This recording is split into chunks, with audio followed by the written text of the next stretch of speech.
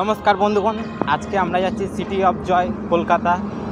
যাই ওইখানে তোমার ময়দান মার্কেট যাব, যাচ্ছে পারছি নেবো, হাওড়া ব্রিজ যাবো, তোমাদেরকে দেখাবো। যাই তারপর তোমাদেরকে দেখাই। এখনকার ফিলহাল এই এখনকার জন্য এইটুকুই যে তোমাদেরকে দেখায়।